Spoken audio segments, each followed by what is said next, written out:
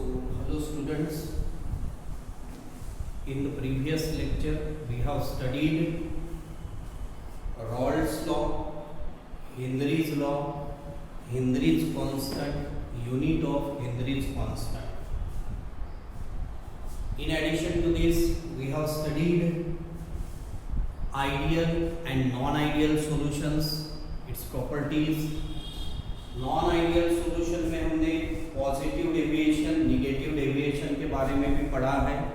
Board point of view, हालांकि वो बहुत ज़्यादा मायने नहीं लगता है। अभी हमको आज पढ़ना है colligative property.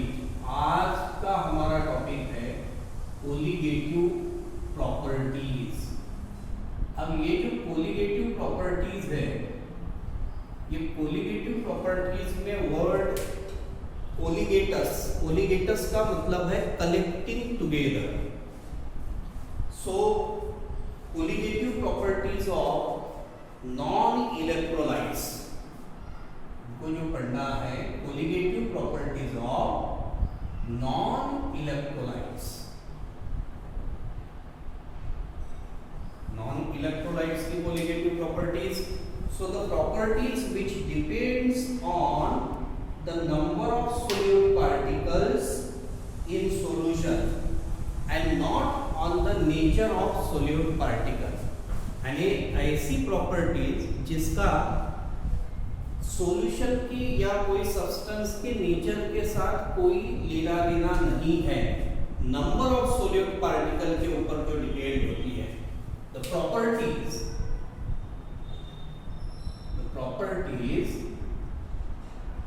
which depends on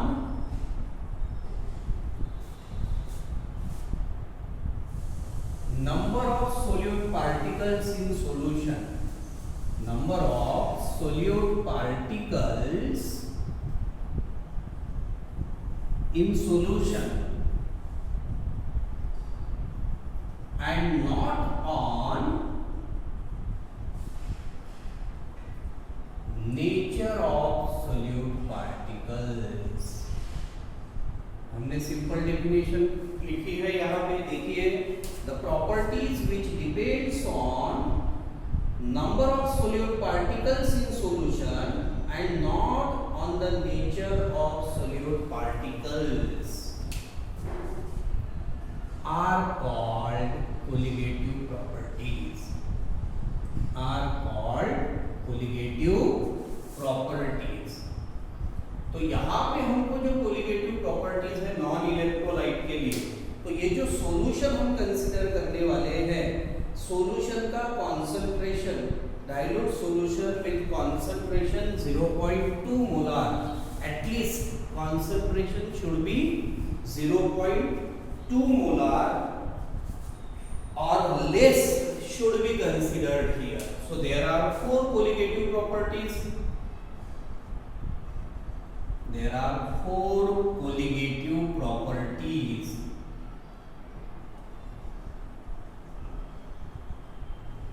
अब ये four colligative properties जो है, यहाँ पे four colligative properties को हम one by one पढ़ेंगे।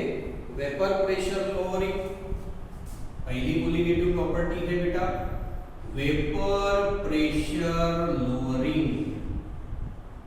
अब ये जो वेपर प्रेशर लोअरिंग है, इसको आप लोअरिंग ऑफ वेपर प्रेशर भी कह सकते हो। दूसरा boiling point elevation, second property is boiling point elevation. Third colligative property is freezing point depression. Third colligative property is freezing point depression, and fourth colligative property is osmotic pressure. Fourth colligative property is osmotic pressure. तो ये चार colligative properties हमको पढ़ना है। Vapour pressure lowering, boiling point elevation, freezing point depression and osmotic pressure. तो ये चारों properties, इनका relation, definition one by one सब पढ़ना है। जैसे मैंने स्टार्टिंग में आपको यहाँ पे बोला था कि while dealing with colligative properties of non-electrolyte, dilute solution with concentrations 0.2 molar or less should be considered. यानी यहाँ पे जो सॉल्यूशन रहेगा डाइल्यूट सॉल्यूशन का कॉन्सेंट्रेशन, यानी यहाँ पे हम लिख सकते हैं नोट में, here dilute solutions of 0.2 molar or less should be considered. ये पॉइंट आपको याद रखना है. Here we are dealing with the solutions which are 0.2 molar or less in concentration. तो पॉज करके एक बार ये पार्ट लिख लीजिए.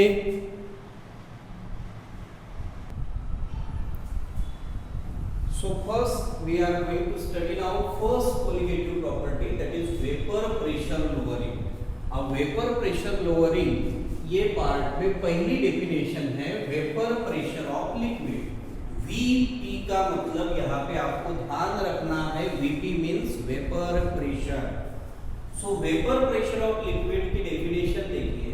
When a liquid in a close container is in equilibrium with its vapors, the pressure exerted by the vapors on the liquid, the pressure exerted by the vapors on the liquid is its vapor pressure. अब दूसरी definition हमको पढ़ना है lowering of vapor pressure.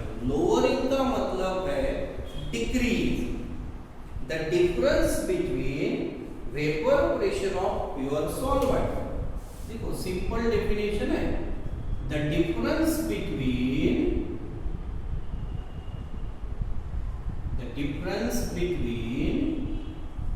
Vapour pressure of pure solvent. अब ये जो vapour pressure of pure solvent जो है इसको हम P01 से डिनोट करते हैं, and vapour pressure of solvent above the solution, and vapor pressure of solvent above the solution. Vapor pressure of solvent above the solution is denoted by P1. It's called lowering of vapor pressure. It's called lowering of vapor pressure. जैसे कि मैंने बोला lowering का मतलब क्या है, decrease. So delta P is equal to P01 minus P.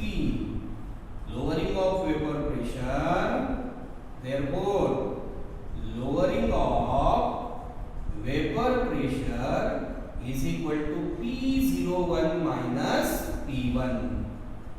अब ये लोअरिंग ऑफ वेपर प्रेशर को हम डेल्टा P से डिनोट करते हैं, therefore delta P is equal to P01 minus P. अब ये जो यहाँ पे लिखा है हमने, यहाँ पे इसके मीनिंग्स लिखना जरूरी है. डेल्टा P का मतलब lowering of vapour pressure, P01 का मतलब है, अब यहाँ पे lowering of vapour pressure P01 minus P भी लिख सकते हो आप. P01 का मतलब है vapour pressure of pure solvent, vapour pressure of pure solvent. P1 का मतलब है vapour pressure of solvent above the solution.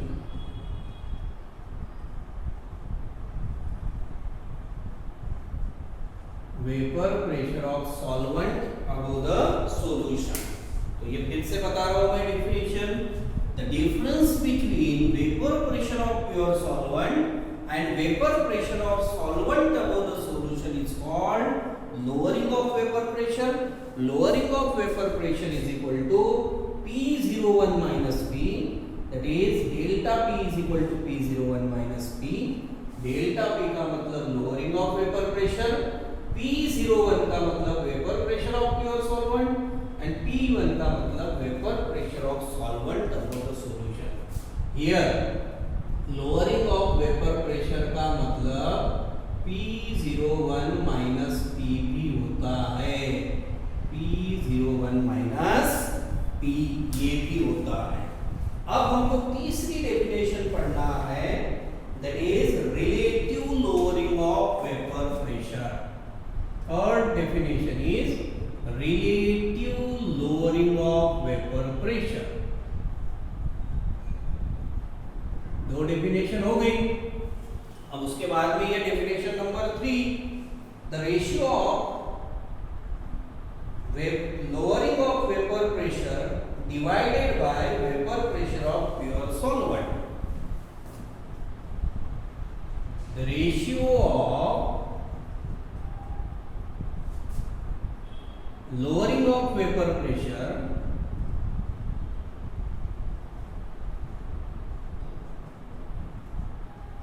divided by vapor pressure of pure solvent is called relative lowering of vapor pressure। relative lowering of vapour pressure. Therefore formula कैसे prepare करेंगे mathematical expression के हिसाब से, relative lowering of vapour pressure is equal to relative lowering of vapour pressure is equal to ratio of lowering of vapour pressure P01 minus P01 minus P1 upon vapour pressure of pure solvent that is P01। तो क्या equation बनाए बेटा, relative lowering of vapour pressure is equal to P01 minus P by P01। Now P01 minus P यानी delta P upon P01। This is your relative lowering of vapour pressure. तो pause करके ये तीनों definition लिखो। तीनों definition हमने यहाँ पे जो लिखी है, ये तीनों डेफिनेशन बेहद इंपॉर्टेंट है। ये डेफिनेशन में जो भी हमने हर एक जो एब्रिविएशनल फॉर्म यूज किया है या जो भी साइन यूज किए हैं उसके लिए वो सब आगे जरूरत है हमको दोनों का रिलेशन फाइंड करते वक्त। हम अभी इसके बाद में रिलेटिव मास ऑफ सोल्यूट यानी relation between mass of solute from vapour pressure lowering हम निकालने वाले हैं। तो पहले पॉज करके लिख लीजिए।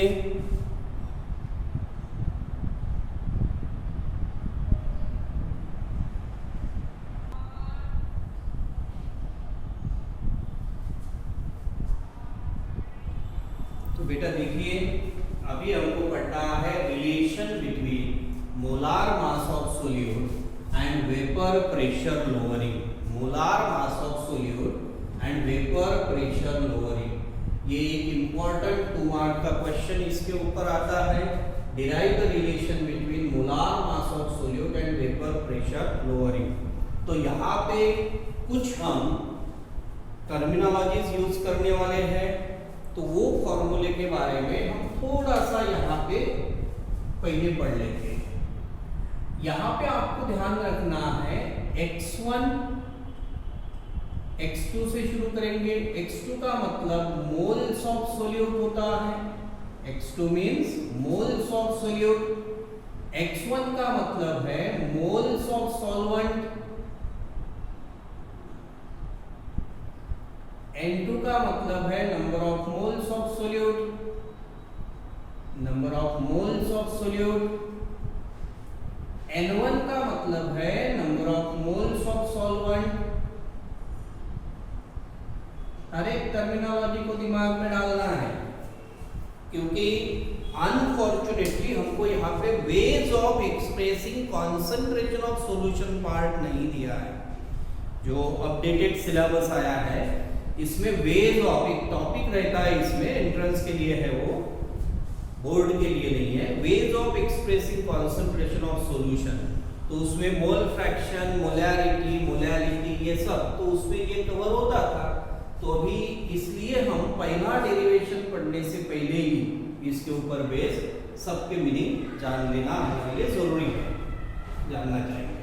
तो x2 is equal to moles of solute, x1 is equal to moles of solvent, n2 is equal to number of moles of solute, n1 is equal to number of moles of solvent.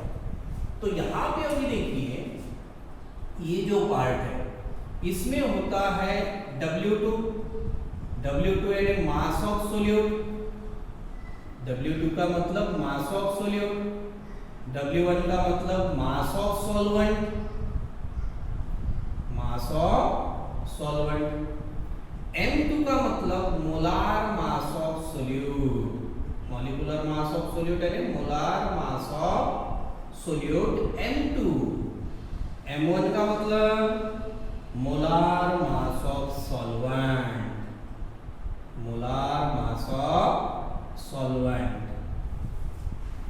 ये terminologies है। इसके पहले हमने P01 vapour pressure of pure solvent, फिर हमने P1 पढ़ा है vapour pressure of solvent in the solution, फिर हमने P01 माइनस P1 पढ़ा है लोअरिंग ऑफ वेपर प्रेशर, जिसको हमने डेल्टा P से भी डिनोट किया है। फिर हमने relative lowering of vapour pressure का भी फॉर्मूला पढ़ा है P01 minus P1 by P01, that is delta P by P01। तो ये भी इसमें एडिशन में रहते ही है।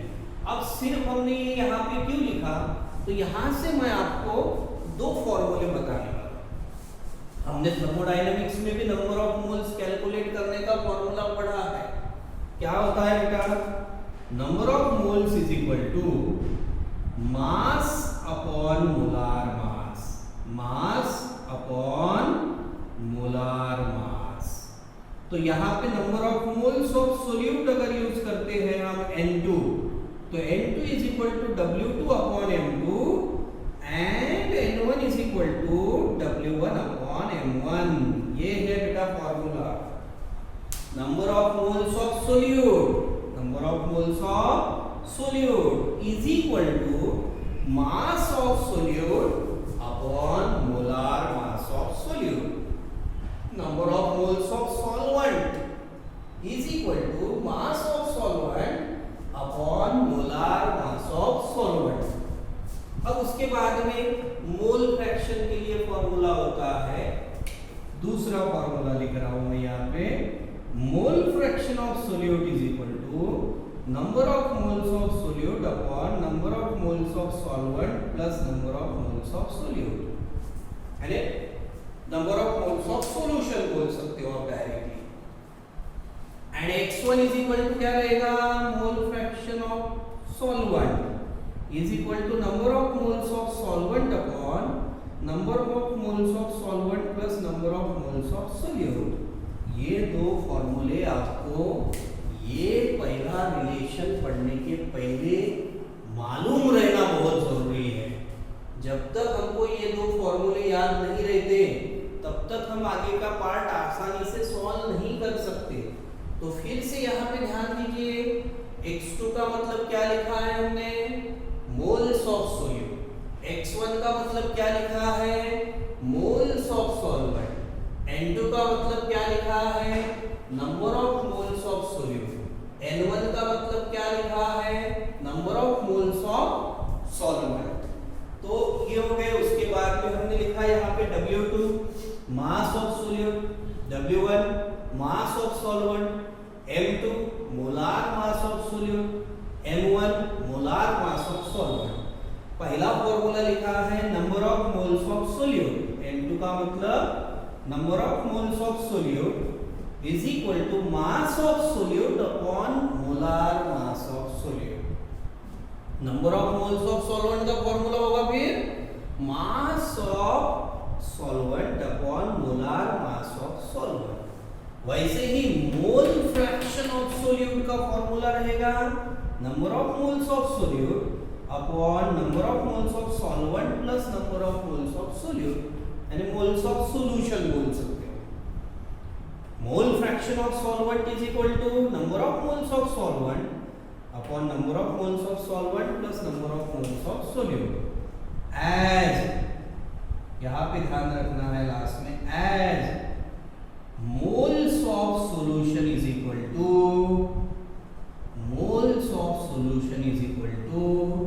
N1 plus N2.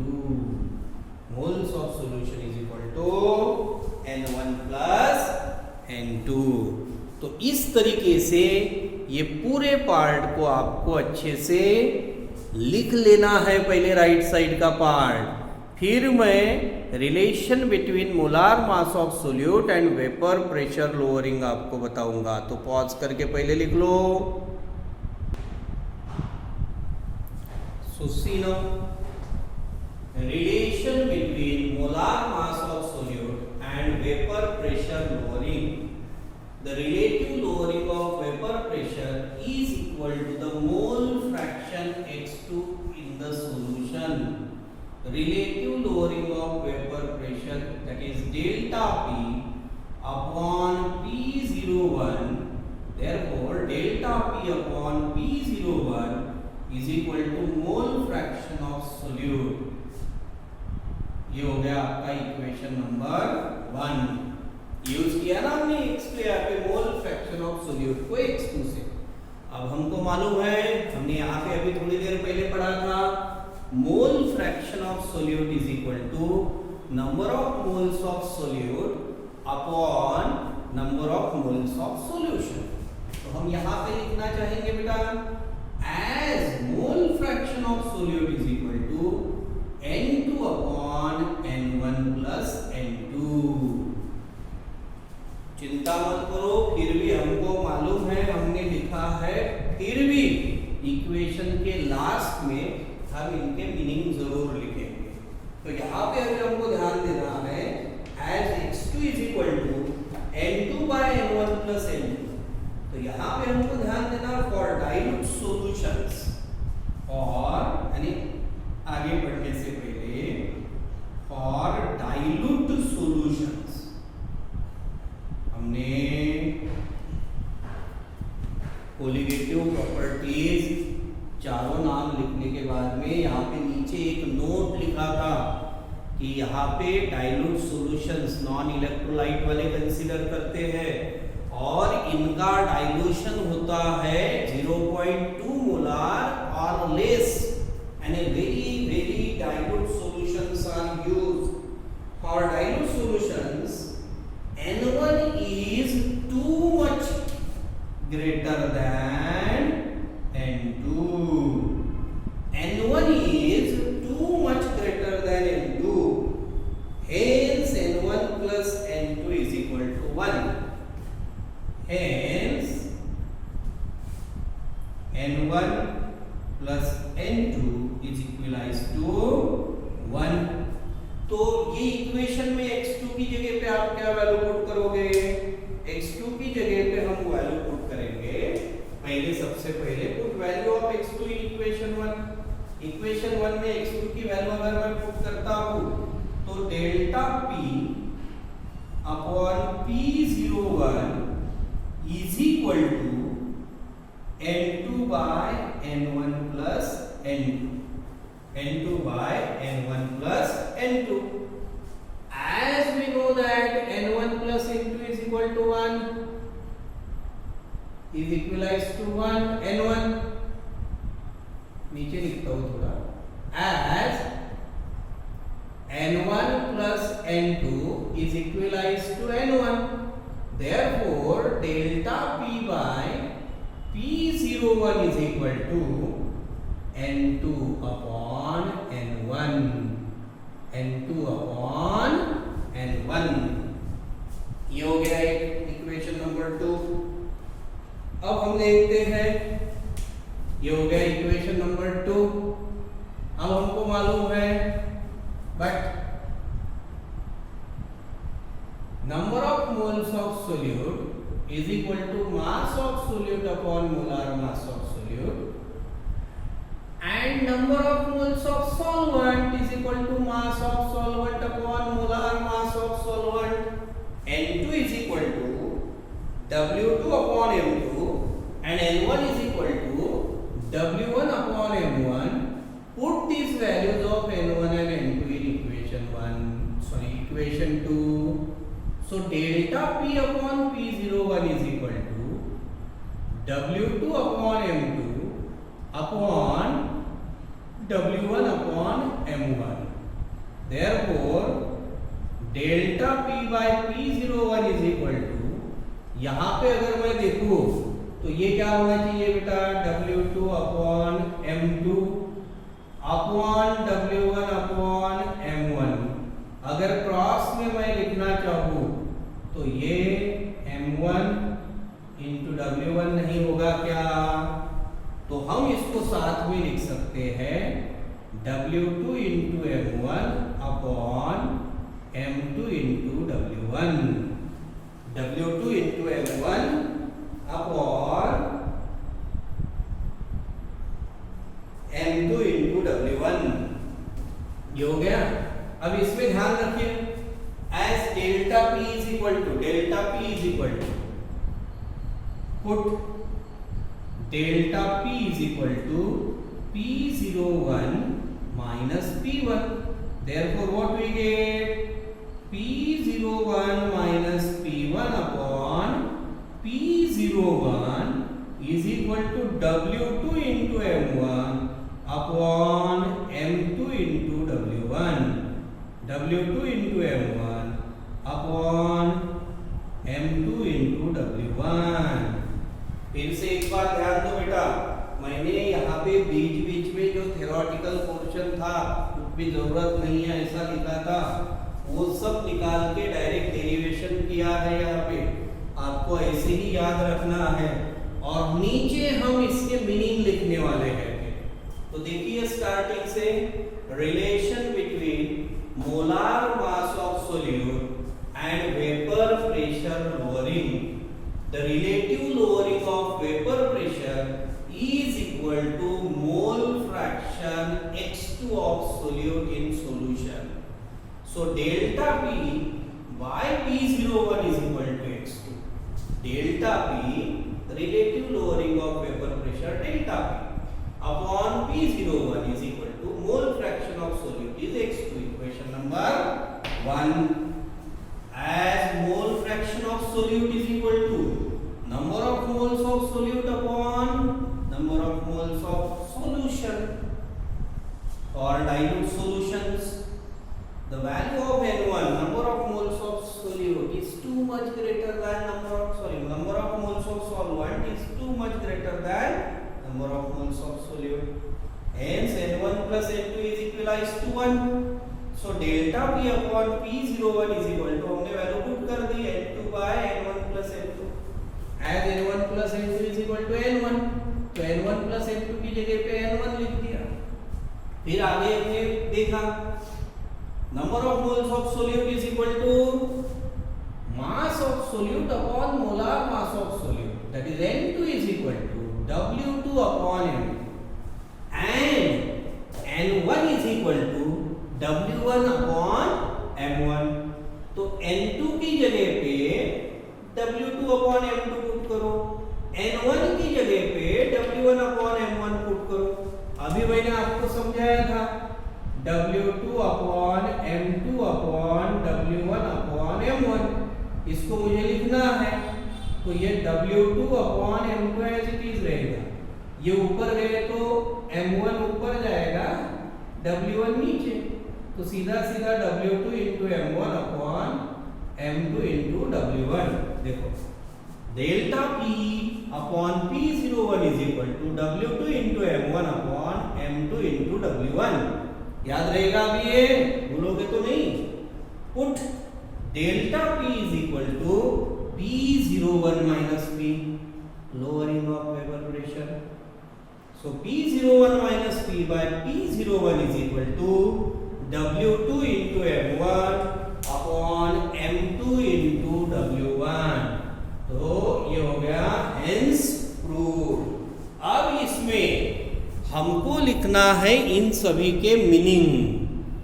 अब ये मीनिंग लिखने के लिए सबसे पहले इसको पॉज करके आपको लिखना है, फिर मैं मीनिंग बताता हूं।